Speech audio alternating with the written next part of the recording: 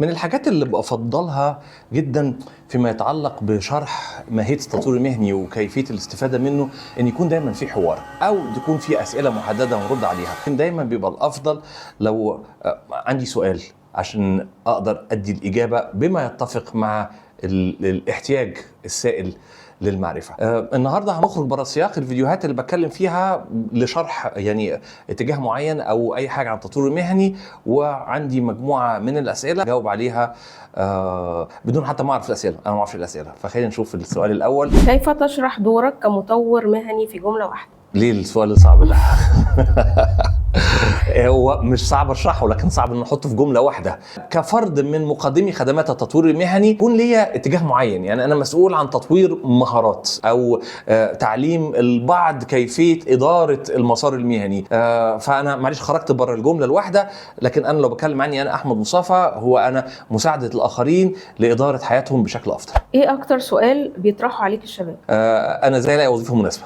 طب ده هيجيبنا للسؤال اللي بعده المرتبط بيه، ايه الخطأ الاكثر شيوعا في اختيارات المهنة؟ زي في تدريب بنعمله في البرامج اللي بنشغلها، بنطلب من الناس انها تتكلم عن نفسها وتتكلم عن اهدافها. المعظم الاكثريه دايما بيتكلم على اهدافه قبل ما يتكلم عن نفسه. ده من اكبر التحديات ومن اكثر الاخطاء شيوعا اللي الناس بتقع فيها. قبل ما نبتدي نحط اهداف لازم نعرف اصلا ماهيتنا، فكون ان انا احط هدف وبعد كده ابتدي اركب نفسي على الهدف ده خطأ شائع. الصحيح ابدا بمعرفتي لذاتي عشان خاطر ابتدي افهم ايه المسارات الافضل ليا. ايه الفرق بين التدريب والتطوير المهني؟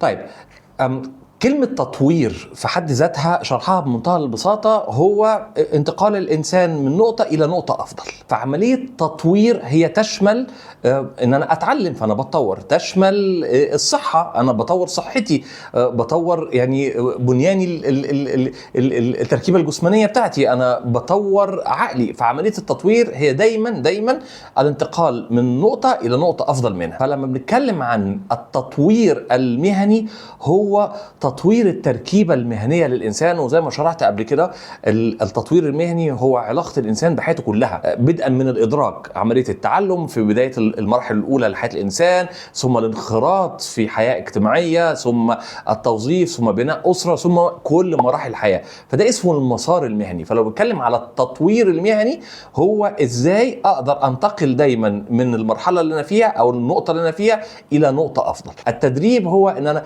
بتدرب على حاجة معينة، بمعنى ان انا عاوز اتدرب مثلا على مهارة التواصل، فبروح احضر برنامج تدريبي ازاي اتعامل في مع الاخرين وابني علاقة تواصل جيدة، وابتدي اخش في منهجيات معينة، اليات معينة. المنهجية اللي بتحصل في عملية تطوير علاقة التواصل دي، ده اللي بنبقى نتكلم عنه اسمه التدريب. هل الشهادات ام المهارات؟ الاثنين، بس هو كلمة شهادة هنا يعني مهم نعرفها بشكل جيد. في ناس تانية عندها قناعة ان كتر ما الشهادات عندي كتير ده هيساعدني ان انا الاقي وظيفة افضل. وده يمكن الشباب اللي لسه في مقتبل يعني عمره او في بداية حياته الوظيفية لسه ما ادركش ان الشهادة مش بالورقة اللي بياخدها، الشهادة بما تحويه من علم اكتسبه او مهارة طورها او فكرة او جدارة او حاجة جديدة اكتسبها عشان تسمح له انه يلاقي الوظيفة الامثل. ازاي تبدأ مع شخص عايز يطور من نفسه لكن مش عارف يبدأ منين؟ شايفة كلمة عايز دي المشكلة دايما بتبقى هنا، ان يعتقد الانسان ان هو عايز، لكن دايما يتعامل مع الامر من مرحلة الامنية. لازم يبقى هو فعلا على استعداد تام انه يتحرك من اجل تطوير مهاراته وتطوير نفسه. دي اول نقطة.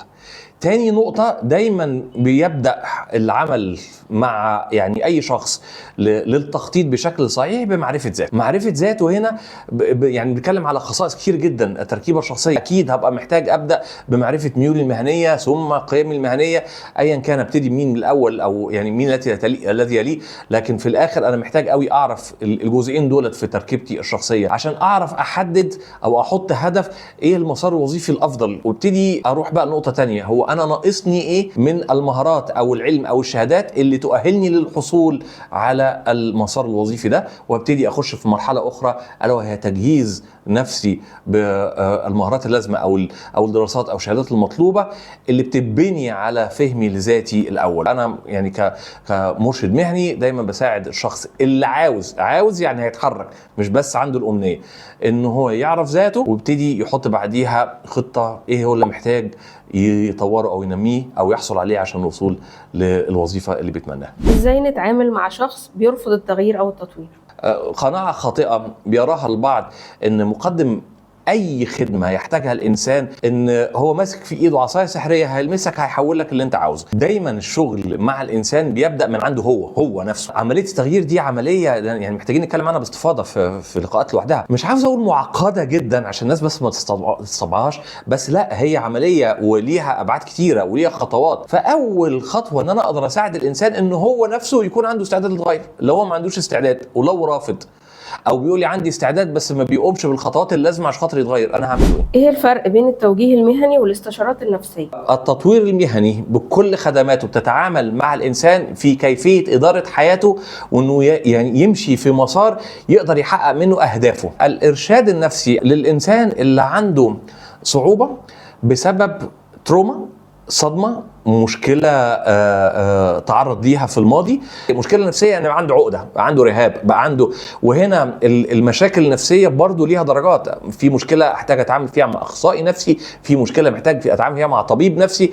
ادراكي للمشكله او لقائي مع متخصص في البدايه للتحدث عن المشكله النفسيه بيوجهني انا من اي فئه من الفئات ديت، هل محتاج اخصائي ولا طبيب ولا الخطه العلاجيه عامله ازاي. فلازم بس نفصل. كل مجالات التطوير المهني لا تتعامل مع جوانب نفسية تحتاج إلى علاج وتحتاج إلى أخصائي نفسي. هيظل السؤال دوت موجود في أذهان ناس كتير جدا، لأن هي في شعرة تفصل ما بين ده وما بين ده مجال وليه أهل اختصاص وأهل علم، وده مجال تاني وليه أهل اختصاص وليه أهل علم. بنتشارك مع بعض في بعض الأطر، لكن في الآخر كل اتجاه له أهل العلم والاختصاص المسؤولين ومعنيين بتقديم خدماته. كتاب غير نظرتك للتطوير المهني؟ الكتب بقى كتير، بس في كتاب يعني انا برشحه لاي حد سواء بيمارس او ما بيمارس، وات كلر بارشوت او ما هو لون مظلتك لديك بول. ده من الكتب اللي يعني لاي حد مهتم بتطوير حياته مهم جدا يقرأ الكتاب ده. طيب البيئة المحيطة ازاي بتأثر على الفرد وازاي نتخلص من الآثار السلبية اللي موجودة في البيئة حوالينا؟ في ظل الطريقة اللي احنا اتربينا بيها للأسف الشديد كل اللي احنا بنشوفهم بيعانوا في مسارهم المهني كانت البيئة ليها تأثير سلبي. وهنا بتكلم عن الناس اللي بيعانوا. المشكلة دايما بتبقى في فكرة ازاي اتخلص، لان عادة البيئة المؤثرة عليها هي اقرب بيئة ليها، الاسرة، الاصدقاء. فانا دايما بقول حتى يعني عشان تحقق اللي انت عاوزه او عاوز تنجح اطرد الخاسرين من حياتك. الناس ساعات بتفسر الكلمة دي بشكل خاطئ. طب انا افرض اكتر الناس يعني قربة ليا هم اللي بيأثروا عليا بشكل سلبي، انا اطردهم ازاي؟ هنا في حاجة اسمها ازاي نعمل كده نوع من انواع المايند ايزوليشن، اللي هو تأثير فكر اللي حوالينا ده يقف عند حد معين وما يأثرش عليا حتى لو أقرب الناس ليا. وهنا الإنسان بيبقى صعب إنه يعمل ده لوحده، بيحتاج مساعدة.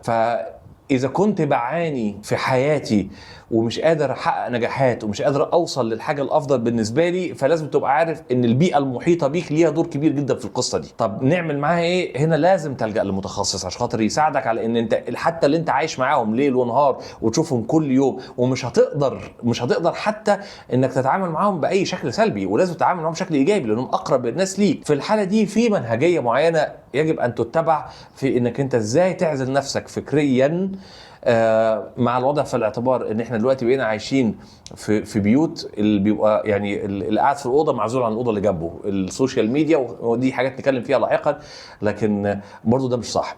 اللي احنا بنتكلم عنه ان التأثير السلبي عليا ازاي اقدر اوقفه. يجب ان تستعين باهل اختصاص عشان يقدروا يساعدوك على انتقاء البيئة الافضل اللي تساعدك بشكل ايجابي، لان البيئة ليها نسبة كبيرة جدا جدا جدا جدا في صناعة الهوية، في التركيبة الشخصية، في سلوكيات الانسان، في قدرته على التواصل مع البشر، في تعامله مع كل حاجة في حياته، في وصوله حتى للنجاح.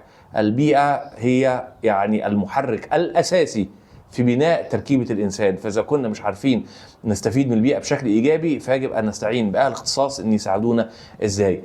نستفيد من البيئة الحالية، ولو في أي ضرر أو تأثير سلبي منهم عليا إزاي أقدر أوقف التأثير ده، وإزاي أصنع بيئة تانية تكون داعمة إيجابيا ليه.